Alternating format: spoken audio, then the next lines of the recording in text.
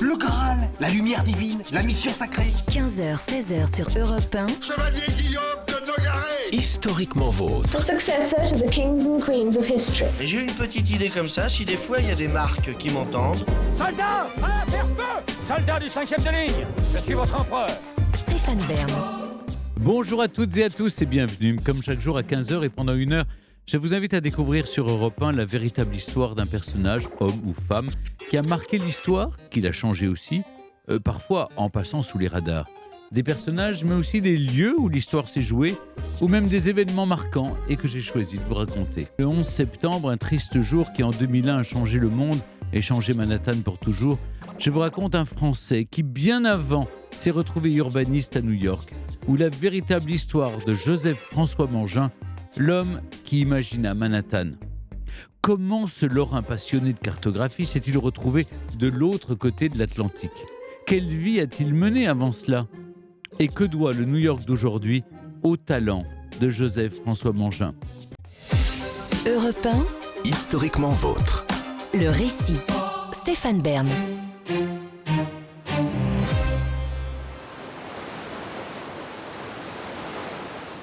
Nous sommes à la mi-novembre 1784 au milieu de l'Atlantique. À bord d'un trois-mâts nommé le Marie-Henriette, sur le pont, Joseph-François Mangin, 26 ans, fixe de ses yeux bleus l'horizon qui s'offre à lui, cap à l'ouest, tout droit vers sa destinée. Il sait qu'au bout du voyage, dans ces lointaines Antilles, il pourra devenir riche et se faire une meilleure situation que sa condition pourtant enviable de petit bourgeois ne lui offrait jusqu'à présent.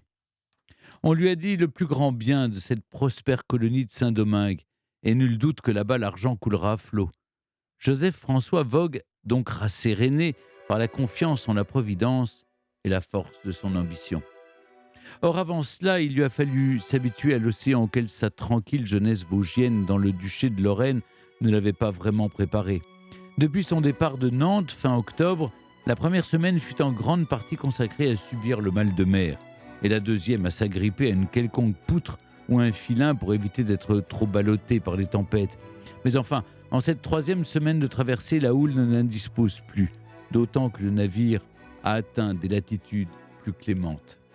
L'air est doux, presque chaud, la mer est calme, et Joseph-François Mangin passe désormais la majeure partie de son temps sur le pont supérieur à discuter avec le capitaine. Curieux, il s'enquiert de cartographie, d'astronomie, du calcul des latitudes et longitudes indispensables pour se repérer et s'orienter sur les mers. S'il a étudié le droit, il a aussi toujours aimé les chiffres et le dessin. Les cartes le passionnent. Et il n'y a de toute façon pas grand-chose d'autre à faire pour passer le temps. Le voyage se poursuit sans encombre quand le 26 novembre, une terre est en vue. C'est la pointe de la grande île que Christophe Colomb baptisa jadis Hispaniola. Mais il faut longer la côte nord pour atteindre la partie occidentale, celle qui, sous le nom de Saint-Domingue, appartient à la France quand l'autre est sous souveraineté espagnole. Et le 7 décembre, Joseph-François arrive dans une large anse face à la ville du Cap, capitale de la partie française. Une montagne veille sur la petite cité où s'alignent les maisons blanches. Les navires sont nombreux dans la rade et les quais s'agitent d'une foule de badauds et de commerçants. Joseph-François s'imagine déjà trouver une rémunératrice place, s'introduire dans la bonne société locale pour devenir propriétaire, puis faire fructifier ses terres et s'assurer de mirifiques rentes. L'argent va pleuvoir, c'est certain. En attendant, il pleut surtout d'épaisses averses tropicales. Et tout ne va pas être si facile. Les aventures de Joseph-François Mangin ne seront pas un long fleuve tranquille et finiront par le porter vers des contrées qu'il n'aurait probablement même pas imaginées foulées du pied. Saint-Domingue est exotique, certes, rien à voir avec Nancy ou Dompierre, son village natal. Il fait très chaud et tout aussi humide. Dans cette florissante colonie que l'on surnomme la perle des Antilles, la nature luxuriante est omniprésente, tout comme les personnes à la peau foncée, les nègres, ainsi que les nomme Joseph-François Mangin, à l'instar de tous ses contemporains. Ils sont en effet très nombreux. La partie française de l'île abrite, ou plutôt enferme, environ 500 000 esclaves, nés sur place ou arrachés à leurs terres africaines et transportés à fond de cale à travers l'océan. C'est qu'il faut des bras pour fournir l'Europe en sucre. Il y a aussi une population métisse, les mulâtres, comme on les appelle, qui sont en général des hommes et femmes libres, mais ne jouissent pas des mêmes droits que les blancs. Une petite société bien réglée dans sa cruauté et sa ségrégation s'est mise en place à Saint-Domingue comme ailleurs aux Amériques. Et Joseph-François Mangin ne semble pas avoir grand-chose à en dire, si ce n'est de disserter sur la volubilité des jeunes femmes créoles. Pour l'instant, Joseph-François pense surtout à son installation, alors qu'il est hébergé pour quelques jours dans un petit pavillon grâce à un compatriote rencontré pendant le voyage, une maison qui a tendance à prendre l'eau à chaque grosse averse, et elles sont nombreuses. Au-delà du temps, Joseph-François réalise vite que tout ne s'offre pas si facilement à lui. Personne ne l'attend, alors que lui attend ses bagages, perdus dans l'embarquement à Nantes. Ils mettront des mois à arriver pendant qu'il peine à trouver une activité. Il est un peu déprimé par cette nature envahissante, triste et sombre selon ses mots. Ces arbres desquels les feuilles ne veulent pas tomber, maintenus aux branches par la monotone permanence de saison qui jamais ne procure de fraîcheur dans un environnement suffocant, alors que ces économies, elles, fondent plus vite que la glace sous cet ardent soleil. Mais au printemps 1785, Mangin décroche un poste dans une habitation, ainsi que l'on nomme les plantations esclavagistes. Celle-là appartient au marquis de Gallifet, à l'extérieur de la ville, dans ces plaines du nord parsemées de champs de canne à sucre. Son travail consiste à surveiller l'organisation générale. Il s'occupe un peu de tout, passe son temps entre les champs, les manufactures, l'hôpital, les moulins et canaux et s'assure que récolte et production se déroulent bien. Nous n'avons pas de traces d'une quelconque remise en cause morale ou philosophique de la condition des populations noires captives exploitées sur l'habitation. Tout juste réjouit-il dans une lettre à sa mère que son supérieur, loin des excès de certains, adoucisse leur sort le plus possible. Il n'en demande pas trop aux vieillards, aux femmes enceintes, et, écrit-il, aucun châtiment sévère n'est infligé sans qu'il n'ait prononcé la justice de la peine qu'ils auraient méritée. Nous voilà rassurés. Ce travail est tout de même un peu éreintant pour Joseph-François Mangin, qui ne s'arrête jamais entre son lever à 5h30 et le souper de 20h. Il est surtout régulièrement aux prises avec diverses fièvres et maux qui l'affaiblissent et le clouent même au lit. Il n'en peut plus. Même pas un an après avoir été embauché, Mangin quitte donc l'habitation Gallifet. Il songe même à quitter Saint-Domingue, mais le capitaine du bateau ne veut pas de lui et il s'installe finalement chez un notaire dans la ville du Cap. Les affaires ne semblent pas florissantes, pas de quoi contenter son tenace désir inscrit noir sur blanc dans sa correspondance « Je veux devenir riche ». Oui, mais comment ? Toutes les charges officielles et rémunératrices sont déjà prises. Alors, quand un médecin lui conseille des activités physiques pour améliorer sa santé, Joseph-François Mangin a une idée. Des zones de l'île sont en permanence défrichées pour accroître les plantations. De nouvelles terres sont régulièrement concédées. Il faut créer partout des routes et chemins. La colonie a donc besoin d'arpenteurs, ces personnes chargées d'évaluer les superficies et la répartition des terres. Entre ses connaissances du droit, de la géométrie et du dessin, en plus de celles acquises auprès du capitaine pendant son voyage, Joseph-François en a tout à fait les compétences. Alors, en mai 1786, il fait paraître une annonce dans le journal local pour proposer ses services.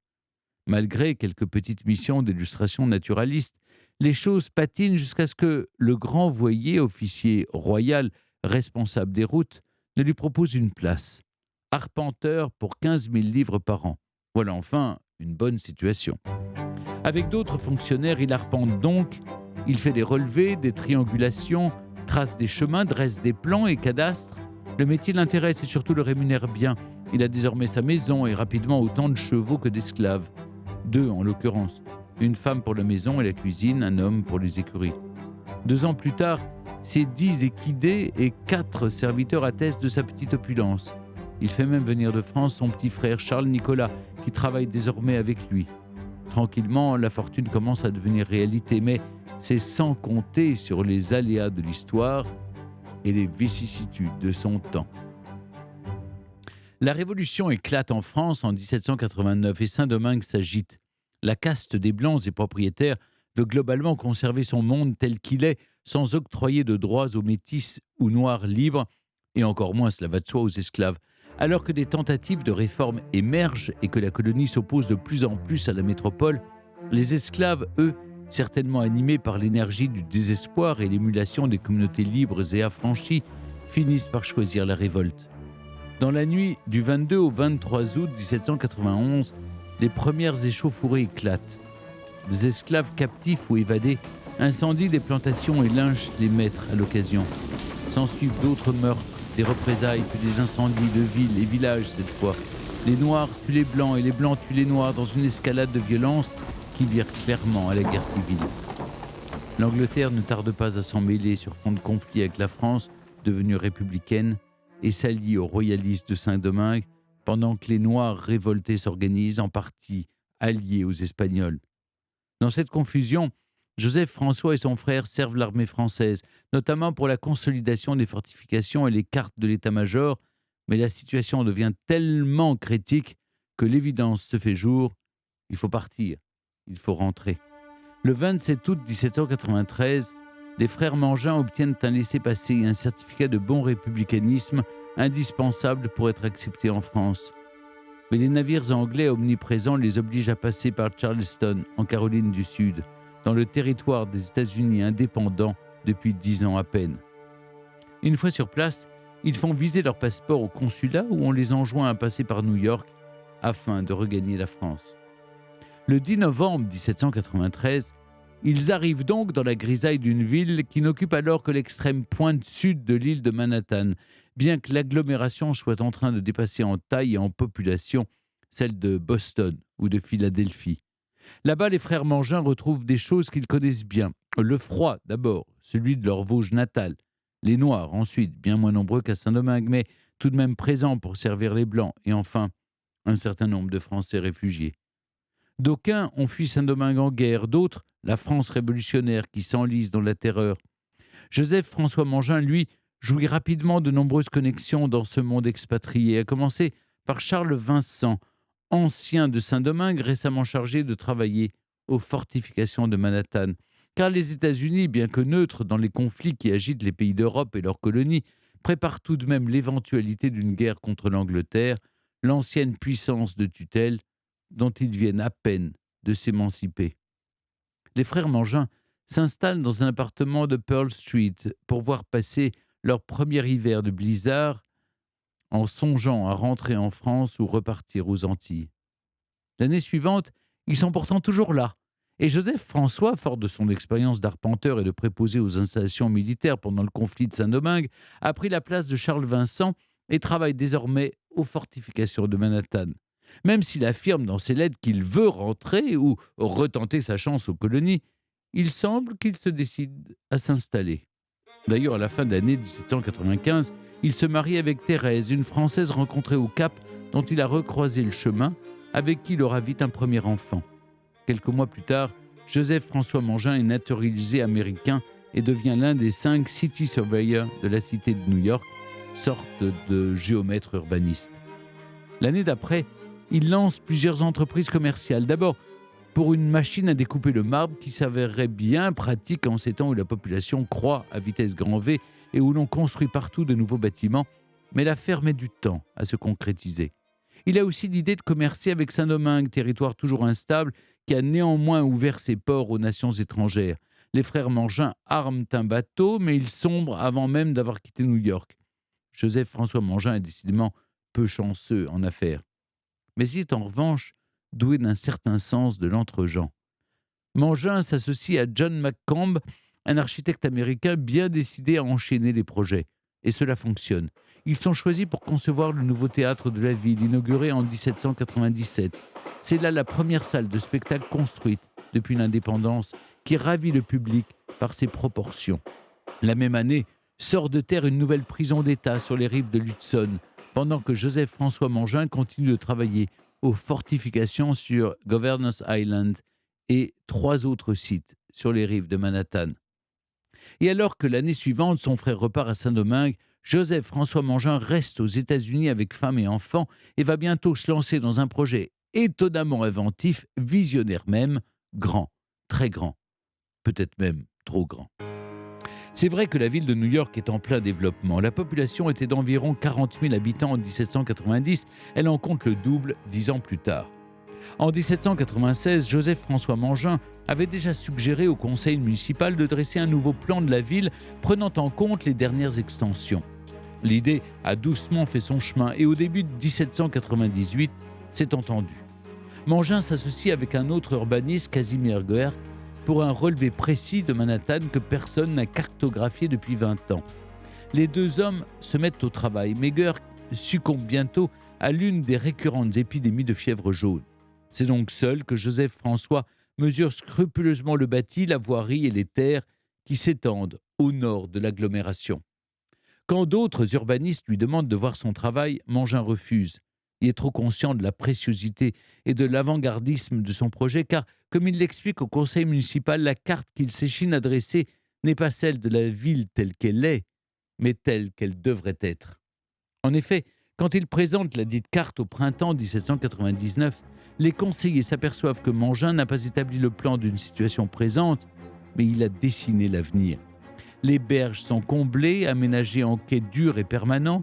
Des voies et artères existantes sont en quelque sorte arrangées, rendues plus droites et régulières, mais surtout au nord des limites de la cité, pour l'instant construite. Mangin imagine le futur de Manhattan. Il dessine des centaines, des milliers de terrains à bâtir, agencés en quadrillage, où les rues se coupent en angle droit. De grandes avenues parcourent le tout, et l'orientation du plan en damier dans différents quartiers s'adapte au relief de ce qui n'est à l'époque qu'une campagne. Alors que la ville dépasse à peine Chambers Street, à environ 1500 mètres de la pointe sud de l'île de Manhattan, Mangin et sa carte figurent une agglomération qui s'étend quasiment sur toute la surface disponible jusqu'à l'actuelle 155e rue, 20 km au nord. Le conseil municipal semble ravi et l'on embauche un graveur pour réaliser la grande épreuve qui servira à imprimer la carte en de multiples exemplaires. L'artisan avance très lentement et en attendant, Mangin se consacre à consolider ses réseaux et à développer son activité d'architecte. En 1802, il est sélectionné avec son associé pour un chantier prestigieux, celui de l'hôtel de ville, juste en face du théâtre qu'ils ont précédemment réalisé. Une fierté. La cérémonie de pose de la première pierre a lieu en février 1803, mais Mangin n'est pas là. Pourquoi ? On ne le sait pas. Le fait est qu'il semble ne plus être dans les petits papiers de la municipalité. Il faut dire que 2 mois plus tôt, un revirement a eu lieu. Alors que l'artisan avait enfin terminé la gravure de la carte, un membre de la commission créée pour l'occasion s'est révélé tatillon. Pourquoi ce lotissement n'apparaît-il pas ? Pourquoi cette rue est-elle tracée ainsi ? Et pourquoi cet urbaniste est-il arrogé le droit de décider des terrains à céder pour de futures propriétés ? Ou encore de donner son nom à une rue en plus d'une autre dédiée à son collègue décédé ? Décidément, ce Mangin va trop loin. L'avis final de la commission est sans appel. En voici quelques mots. La carte de la ville contient de nombreuses imprécisions et comporte des tracés de rues qui n'ont pas été approuvés par les autorités et qu'il serait inapproprié d'adopter. Mangin est évincé, sa carte ne sera pas imprimée. Certains supputent qu'il fut victime d'inimitiés politiques qui le dépassaient. On ne le saura jamais vraiment. Mais pour Joseph François Mangin, cet événement marque en quelque sorte le début de la fin. Alors que son frère profite de l'indépendance de Saint-Domingue, désormais nommé Haïti, pour tenter de faire du commerce, Joseph François a quant à lui de moins en moins de travail et de plus en plus de soucis pour nourrir sa famille, notamment ses enfants, alors que son épouse décède en 1805. Mangin tente sa chance au nord de l'État de New York pour exploiter des forêts, mais revient finalement dans la ville. En 1808, on songe à l'édification d'une cathédrale. Cela tombe bien, Mangin est un catholique en pays majoritairement protestant. Ce qui l'aide peut-être à décrocher le contrat. De quoi le rassurer. Il récupère aussi son poste d'arpenteur auprès de la ville, mais pour un temps seulement, car ses joies ne sont que le dernier sursaut avant de sombrer. Joseph François lance des études pour des canaux dans la ville de Montréal ou pour relier les grands lacs à New York, mais rien ne se concrétise. Les années passent, son frère, de retour en France, essaye bien de récupérer un peu de leur héritage, mais les recettes sont maigres. Mangin dépérit, il reste alité pendant des mois après une mauvaise chute et peine à élever ses 6 enfants. La dernière et courte missive envoyée à son frère en 1817 ne parle que d'argent, et l'ultime document connu mentionnant Joseph François Mangin consiste, en avril 1818, en une demande de prêt aux autorités municipales.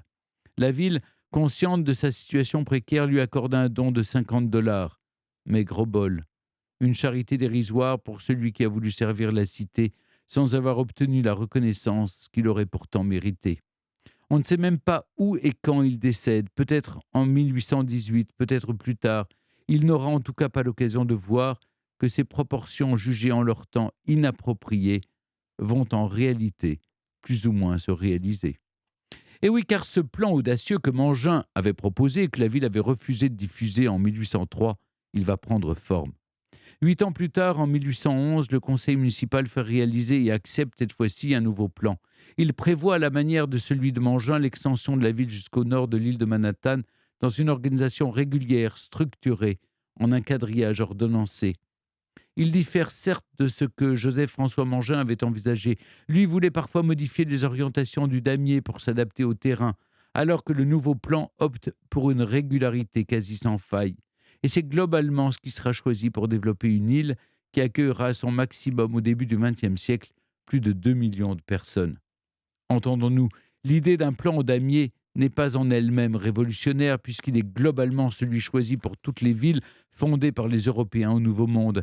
Mais Joseph-François Mangin avait vu bien plus grand et avait rêvé d'une organisation particulièrement bien structurée et pensée à l'avance.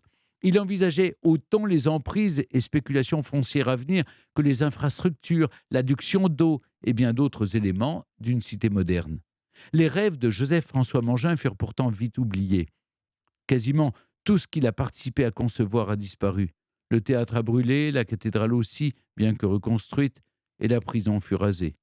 Ne demeure que l'hôtel de ville, le City Hall, où il y a 20 ans, en 2003, à l'occasion du 200e anniversaire de la construction, le maire de New York, Michael Bloomberg, a fait poser une plaque mentionnant le nom de Joseph François, maigre mais heureuse reconnaissance de la postérité. Une autre trace persiste néanmoins, celle de la rue à laquelle il avait souhaité donner son nom. Peut-être un dernier geste de compassion des autorités pour ne pas effacer complètement sa mémoire.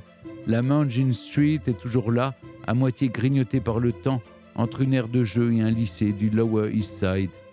Et il a fallu l'opiniâtreté de l'un de ses lointains descendants, Thibault Leroy, pour retracer à la faveur de la correspondance familiale et d'archives oubliées un peu de la réalité du destin de Joseph-François Mangin dans un ouvrage qui ne peut combler toutes les zones d'ombre, mais nous a aidé à restituer ici un peu de la vie de celui qui avait rêvé de fortune et d'un Manhattan moderne et n'aura réellement connu ni l'une ni l'autre. Europe 1, historiquement vôtre. Thibault Leroy, merci d'être toujours avec nous sur Europe 1. La dernière trace de Joseph-François Mangin, ce sont donc ces $50 de charité.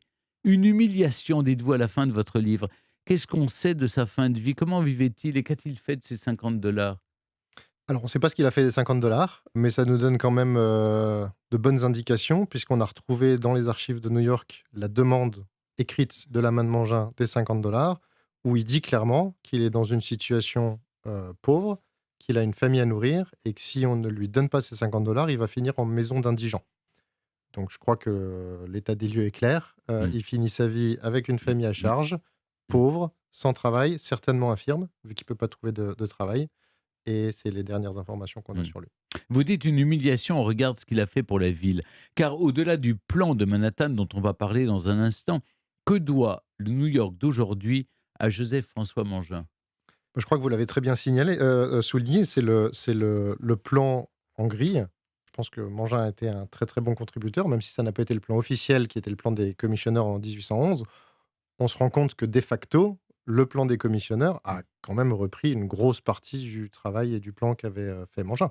Indéniablement, il y a ça. Le City Hall qui est encore là aujourd'hui, la cathédrale Saint-Patrick, donc il reste quand même pas mal de son héritage. Thibault Leroy, dans les lettres écrites par vos ancêtres, les frères Mangin, que vous publiez dans votre livre Joseph-François Mangin, l'homme qui imagina Manhattan, on découvre la vie dans les plantations esclavagistes à Saint-Domingue. Dans une lettre à sa mère, par exemple, Joseph-François parle des esclaves et il dit que la plupart sont plus heureux que nos domestiques d'Europe et que dans presque toutes les habitations, les nègres passent des jours très tranquilles. C'est un peu une vision édulcorée de la réalité, non ? Alors, c'est certainement la perception d'un homme qui raconte ça à sa façon, avec ses mots et son interprétation de la situation. Il avait certainement pas une vision de ce qui se passait dans toutes les plantations, ça c'est sûr, et on ne peut que imaginer que l'esclavage était ce qu'on en connaît aujourd'hui. Après, on sait, et on le retrouve aussi dans des travaux de thèse sur lesquels on s'est fortement appuyé pour faire le livre. Il y a les habitations Gallifet de Saint-Domingue, un exemple de récit colonial de Fabrice Yallet, qui a été publié en 2017, qui raconte que les conditions dans les plantations n'étaient pas si terribles que ça. Et effectivement, il y a des propriétaires de plantations, dont dans les habitations Galice fait, où on prenait soin des femmes enceintes, on prenait soin des vieillards, on ne donnait pas aux enfants des tâches qui seraient trop dures pour leur âge, etc. Donc, c'est ce qui met en avant. Après, bien évidemment, on sait ce que c'était. Il faut se protéger d'un regard qui serait trop anachronique en quelque sorte. Et il faut certainement se protéger d'un regard très anachronique, bien évidemment. Mangin parle aussi des femmes créoles, je le disais dans mon récit. Il dit qu'il les apprécie davantage à 15 ans qu'à 25. Il regrette qu'elles courent un peu trop après l'argent des Européens. Bref, rien dans sa prose ne laisse deviner que quelques années plus tard, à New York, il épousera une femme noire.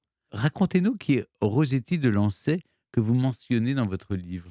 Alors, c'est un des gros points d'interrogation qu'on a encore aujourd'hui, c'est qu'on ne sait pas qui est Rossetti de Lancey. On a plusieurs pistes.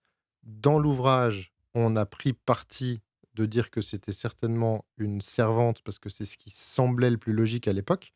Mais le livre a été publié en 2019. On a continué les recherches et on se rend compte qu'à New York, il y avait une communauté noire libre, qui est la communauté Sandy Ground, qui s'est installée sur Staten Island, dont les premières traces ont été retrouvées pas si longtemps que ça après le mariage de Rossetti et Joseph François. Donc aujourd'hui, on est en train de se poser la question et on continue les recherches pour savoir si Rossetti ne pouvait pas venir de cette communauté. Ce sont des gens qui étaient indépendants, qui étaient libres, qui gagnaient leur vie. On sait que c'était une communauté qui était extrêmement développée dans la pêche d'huîtres. Et on se demande si Rossetti ne pouvait pas venir de cette communauté et être une femme libre, tout simplement. Revenons à Saint-Domingue. Il y a eu ce que vous appelez la malheureuse année 1791. Les esclaves se révoltent, pillent et brûlent les maisons. Pour les frères Mangin, ce sont 6 années de travail réduites à néant. Parce que Joseph François, à ce moment-là, était devenu riche, non ? Il avait fini par réussir son pari. Il avait tout à fait réussi son pari, et c'est ce qui rend la vie de Mangin épique. C'est qu'il a réussi sa vie pendant 10 ans, il a tout perdu, il a réussi à New York avant de tout reperdre. Donc c'est vraiment un récit triste mais intéressant. Et effectivement, dans une de ses dernières lettres à Saint-Domingue, qui date de 1788, il fait littéralement l'inventaire à sa mère de toutes les possessions qu'il a, qu'elles soient les vêtements, les bijoux, des pistolets en argent dont il se targue d'avoir besoin pour sa fonction, des souliers avec des boucles en or, des chevaux, des esclaves, etc. Ça, c'était en 1788, donc 2 à 3 ans avant la Révolution. On peut qu'imaginer que pendant les années qui ont suivi, donc 89-90, il a continué à prospérer avant de tout perdre en 1791. Mais il avait clairement atteint son but. La fortune, l'argent, c'est une vraie quête pour Joseph-François Mangin. C'est très présent d'ailleurs dans ses lettres. « Je suis d'une ambition démesurée », écrit-il. « Je veux devenir riche. L'ambition me suffoque. » C'est au fond une obsession maladive, Thibault. Est-ce que ça ne l'a pas poussé finalement à faire de mauvais choix ? Parce que ça a fini par le dévorer. Alors, je pense que c'est ce qui l'a motivé tout au long de sa vie. Donc, ça a clairement eu un effet positif sur tout ce qu'il a entrepris. Par contre, effectivement, c'est ce qui a fini par le tuer, quasiment. On sait dans ses lettres que c'est un objectif clair pour lui de faire fortune. Là, ce qu'on ne sait pas, c'est pourquoi c'est un objectif. Est-ce qu'il avait juste une ambition démesurée ? Ou est-ce que, à cause de la pension qu'il avait à payer pour le premier fils qu'il avait eu hors mariage en France, il avait des dettes, il avait des pensions à payer, et il devait assurer de payer cette pension. Et un des moyens de faire ça était de faire fortune. Et aujourd'hui, on ne sait pas. Même dans la maladie, l'argent l'obsède. En 1786, il écrit à sa mère, alors qu'il pèse 40 kilos et que les fièvres l'ont beaucoup affaibli, il dit « Ma faiblesse ne m'empêche pas de penser à mes intérêts et aux moyens de parvenir à une fortune rapide. » On a l'impression qu'il a survécu à beaucoup de fièvres, mais pas la fièvre de l'argent. Alors, pas la fièvre de l'argent. Par contre, il décrit clairement un de ses états maladifs dans une de ses lettres, où il dit qu'il était délirant à cause des fièvres, qu'il a cru mourir, et il raconte qu'à un moment, il pesait 40 kilos. Pour un homme qui faisait entre 1m70 et 1m80, donc 40 kilos, vous imaginez qu'il ne restait pas beaucoup. Donc, il a été très, très, très malade, clairement. Parlons maintenant, Thibault Leroy, de Joseph-François Mangin, l'Américain. Au départ, d'ailleurs, l'Amérique, ce n'est pas du tout le plan de route des frères Mangin. Quand ils débarquent à New York, ils sont, j'allais dire, entre 3 mondes, c'est ce que vous dites. La colonie de Saint-Domingue, la France et l'Amérique. Alors, pourquoi l'Amérique ? Pourquoi pas la France ? En fait, ils étaient en transit, ils attendaient le retour à Saint-Domingue. En tout cas, ils l'espéraient. Alors, je pense que New York, ou l'arrivée à New York a été un concours de circonstances qui n'était absolument pas prévu. Je pense que l'idée, c'était Saint-Domingue, fortune à Saint-Domingue, finir sa vie à Saint-Domingue ou rentrer une fois fortune faite. Ça, on ne saura pas. Mm. Mais l'histoire en a décidé autrement. Donc, ils ont fini, comme vous l'avez dit, à Charleston, comme la plupart des gens qui ont fui Saint-Domingue à l'époque. Et de fil en aiguille, certainement, parce qu'ils ont entendu que telle connaissance, Charles Vincent notamment, s'était retrouvé à New York, ils ont peut-être fini là-bas. Ils ont commencé à vivoter, ils ont vu que ça marchait, ils ont décidé de rester. Et de fil en aiguille, mais de façon, à mon sens, tout à fait imprévue, ils ont fini, en tout cas, Joseph-François Mangin a fini sa vie à New York. C'est à New York que Joseph-François Mangin va avoir une idée de génie, car vous rappelez que l'idée vient de lui, cartographier la ville. Sauf qu'il ne fait pas de la cartographie, mais de la fiction. Qu'y avait-il d'assez avant-gardiste dans son dessin de Manhattan, dans ce plan que vous qualifiez de songe de visionnaire? Alors, je pense que ce qui est le plus intéressant dans ce plan, c'est, je crois que vous l'avez rappelé, que le mandat initial, c'était de cartographier les rues actuelles de Manhattan. Et c'est pas du tout ce qu'il a fait. Il a cartographié les rues actuelles, certainement en les modifiant un peu, mais il a surtout cartographié bien plus que ça, ce qui ne faisait pas du tout partie du mandat. Et en ça, je pense que c'était vraiment un visionnaire, dans le sens de dire, la ville va se développer, ça mettra peut-être des années à devoir aller 20 km au nord, mais il faudra y aller. Et pour pouvoir y aller, voilà ma proposition. Alors que ce n'était pas du tout ce qu'on lui avait demandé de faire.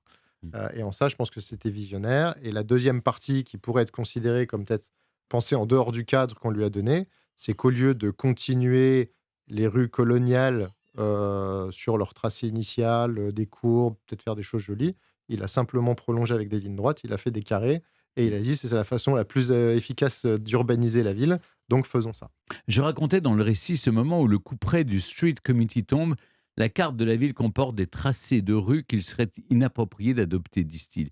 Vous dites, vous, que c'est une sorte de mise à mort pour Joseph François, mais en proposant une carte fictive, il ne se doutait pas que son plan ne serait pas validé? C'était un pari un peu mégalo, non? Alors c'était un pari risqué, mais c'était un pari réussi, vu que vous l'avez rappelé, le City Council a considéré cette carte comme la carte officielle de New York pendant, je crois, 4 années. Avant de renier leur décision et de dire, mais en fait, c'est pas du tout ce qu'on veut, et on se rendra compte que, de facto, le plan des commissionneurs a repris ça. Donc, c'est un pari, à mon sens, un pari réussi. Après, il ne faut pas oublier, et je crois que vous l'avez également rappelé, qu'il y avait énormément de politique. Il était protégé d'Hamilton, le secrétaire du Trésor de l'époque, qui était un rival presque sanguin d'Aaron Burr. Et on se rend compte qu'il y a eu des changements politiques au sein de la commission, qu'Hamilton a perdu les gens qu'il y avait mis, que c'est Burr qui a mis ses pions à la place. Et on ne peut que supposer que pour détruire Hamilton par le biais de Mangin, on lui a dit ton travail c'est n'importe quoi, et donc on l'arrête. Mais son pari, il l'avait réussi, et après, il y a eu des jeux politiques, enfin certainement des jeux politiques, qui ont amené à effectivement le faire tomber de son piédestal. Le plan officiel de la ville sera finalement publié en 1811, le document fondateur du Manhattan moderne, écrivez-vous. Il reprend des idées de Joseph François, ce plan, ou est-ce qu'on a torpillé toutes ces idées? Non, il reprend très majoritairement des idées de Mangin. Donc l'histoire des berges qu'on a comblées, faire des jolies rues avec, le développement en gris, et même le nom de la ville Mangin, le nom de la rue Mangin reste dessus. Donc ça a clairement été très inspiré. Je ne veux pas dire que c'était un copier-coller, ça ne serait pas vrai, mais ça a été très largement inspiré de la carte Gurk-Mangin. Ouais. Aujourd'hui, le nom de Mangin est affiché devant l'hôtel de ville de New York. Je le disais, il existe aussi une Mangin ou Mangin Street, je ne sais pas comment les Américains... Mangin Street. C'est une toute petite rue qui longe un parc au sud-est de New York, que Joseph François s'était attribué lui-même une rue. C'est assez un peu mégalo, mais sympathique. Que vous reste-t-il à obtenir pour la postérité de votre ancêtre ici en France? Alors voilà, pour moi, l'objectif, c'est vraiment de faire prendre conscience aux gens qu'un Français, un Lorrain, a eu une influence considérable sur une des villes les plus dynamiques et les plus grosses du monde aujourd'hui, qui est New York. Et comme je disais, il y a beaucoup d'Américains qui le savent, ça a été reconnu par Bloomberg. Il y a des professeurs d'université qui font des recherches, généralement dans le domaine architectural, sur Mangin. Donc il y a un vrai intérêt local sur Mangin. Et quand on parle de Mangin en France, c'est un nom qui est totalement inconnu. Et c'est juste dommage que les Américains en connaissent plus sur le Français qui a fait Manhattan que les Français. Donc on essaye de rectifier ça. Pour terminer, on a peu parlé de Charles Nicolas, votre ascendant direct, le petit frère de Joseph François. Est-ce qu'il s'en est mieux sorti que son frère ? Alors, il a eu un destin différent, c'est-à-dire que lui a décidé de rentrer donc déjà à Saint-Domingue, alors que Joseph François est resté à New York, et ensuite de rentrer en France en tant que militaire. Il a d'ailleurs fait les guerres napoléoniennes, le siège de Huningue notamment. Il a été à Neuf-Brisach pour la fortification de la ville, pour lesquelles il a reçu d'ailleurs la Légion d'honneur et il sera mort avant d'aller la récupérer. Et ce dont on se rend compte, on a retrouvé aux archives départementales des Vosges le testament de Charles Nicolas. Et c'est une pièce hyper intéressante parce que dans son testament, il y a des dettes en cours et il raconte qu'on ne peut pas sous-estimer l'amour qu'il a eu pour son frère de par tous les sacrifices qu'il a fait. Et c'est vraiment le mot sacrifice qui pose question. C'est est-ce qu'il a suivi son frère parce que l'aventure lui plaisait ou est-ce qu'il a suivi son frère par amour fraternel, mais au final, à la fin de sa vie, il a eu quelques regrets et ça, on ne le sait pas. Mais il utilise clairement le mot sacrifice dans son testament. Il meurt en 1821 à Dompierre. Et effectivement, il faut le reconnaître au même titre que son frère parce qu'il fait partie de l'histoire. Mais merci beaucoup Thibault Leroy de nous avoir accompagnés cet après-midi dans Historiquement Vôtre pour retracer la véritable histoire de Joseph-François Mangin. Je rappelle votre livre, Joseph-François Mangin, l'homme qui imagina Manhattan, disponible dans toutes les librairies indépendantes des Vosges.